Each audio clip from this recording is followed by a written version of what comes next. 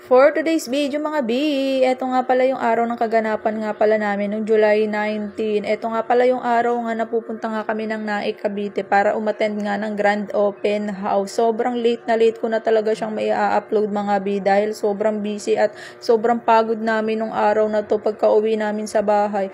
Eto nga mga B, at pagkagising ko nga ay sobrang nangarag ako dito dahil sobrang aga nga namin gumising sa mga oras na to. Tapos pagkagising ko mga B ay eto diretso asikaso na nga kagad ako dito ng mga dadalhin nga namin. At syempre, chinek ko na nga rin pala muna dyan yung mga documents or papers nga na ipapasa nga namin para sa pagpunta nga dun sa may Naik, Cavite mga B. At eto, inasikaso ko na rin pala yung mga dadalhin namin konting pagkain para kahit papano'y habang nasa biyahe kami mga B ay meron nga kaming makakain. Tapos nga inasikaso ko rin dyan yung mga dadalhin na kailangan nga nung aking bunsong anak dahil kasama nga pala namin siya sa pagpunta sa Naik, Cavite.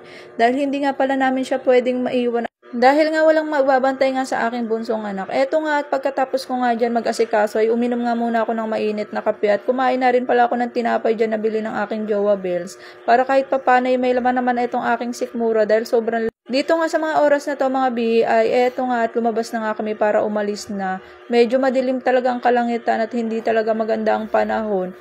Pero alam nyo ba, kahit pa mag-rain or shine ng panahon, hindi pwedeng ika-cancel namin itong araw na ito dahil napaka-importante talaga nito na kailangan naming intindihin at asikasuhin. Dito nga sa mga oras na ito ay pasakay na nga kami ng tricycle at medyo nagmamadali na nga kami niyan mga B dahil baka abutan kami ng malakas na ulan. Tapos hinahabol pa namin yung oras ng time pick up dahil nga may service nga kami doon papunta sa Naik, Cavite. Dito nga at pagbaba nga namin ng tricycle ay buti na nga lang at nakasakay na kagad kami dito ng jeep bago pa bumuhos yung malakas na ulan. Tingnan nyo naman mga B kung gaano kalakas yung buhos ng ulan dito. At eto nga ang aking mag-ama ay dito pa nga talaga pumesto dito sa may bandang pintuan. Kaya naman yung hangin ay natatama sa kanila pati na rin yung ulan.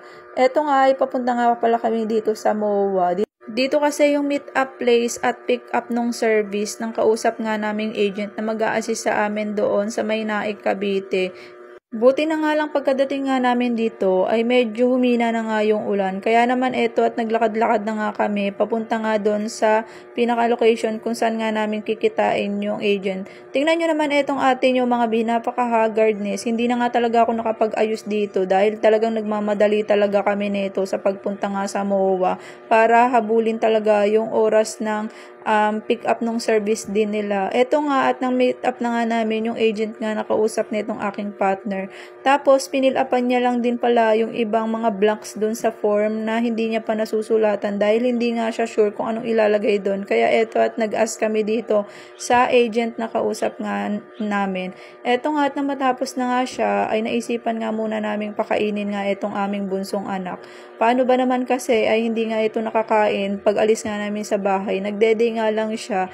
Ayan, binilhan nga lang pala namin siya ng makakain. Tapos dito na nga namin siya pinakain pagdating nga namin dito habang wala pa nga yung service at inaantay pa nga namin dumating.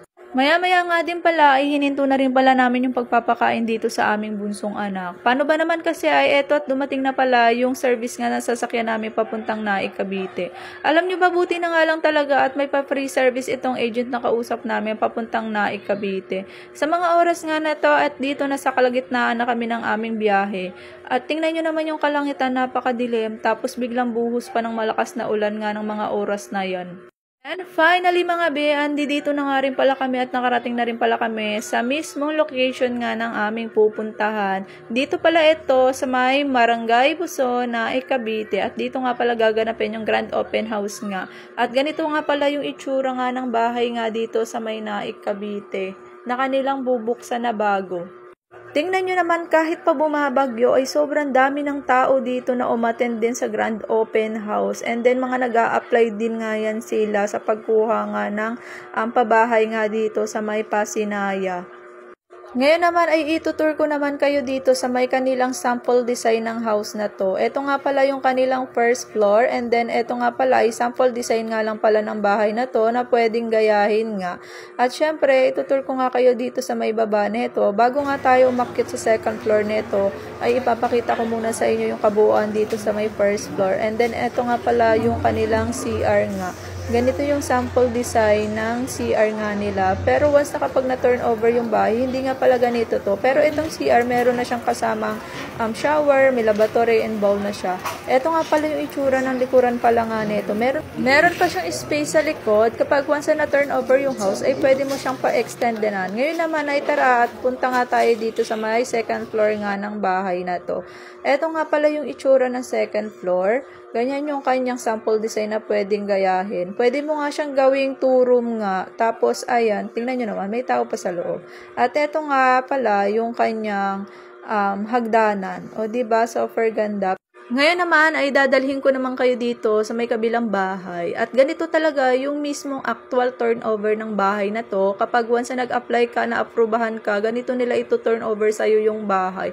As in, walang ka-design talaga siya. Pero ang kinagandahan niya is naka-finishing na siya, naka-tiles na yung CR, meron na siyang kasamang shower, lavatory, meron bowl. Tapos, ang maganda pa dito, meron pa siyang space sa likod and then sa harap na pwede mong i-extend yung house mo. Tapos, eto naman yung kanyang itsura ng second floor. Meron na siyang abang na ganyan, na bakal. Para naman yan sa partition ng wall. Tapos meron na siyang foam sa bubong. Tapos ayan, buhos na siya. Ganyan talaga yung kabuuan niya kapag once na turnover na. Alam nyo ba, natatawa nga ako dito sa itsura ng aking partner dito habang tinititigan ko nga siya. Paano ba naman kasi ini-imagine niya na kung anong gagawin niyang design dito sa house kapag once na aprubahan na kami and then ma-turn over na yung house sa amin. Na-excite na nga siya sa mga plan niya. O paano ba yan mga bi? Hanggang dito na lang itong aking video. At ito nga pala yung mga actual nakuha nga namin dito sa bahay na to. O siya, kung nagustuhan mo nga rin itong aking video, paki-like and share na lang.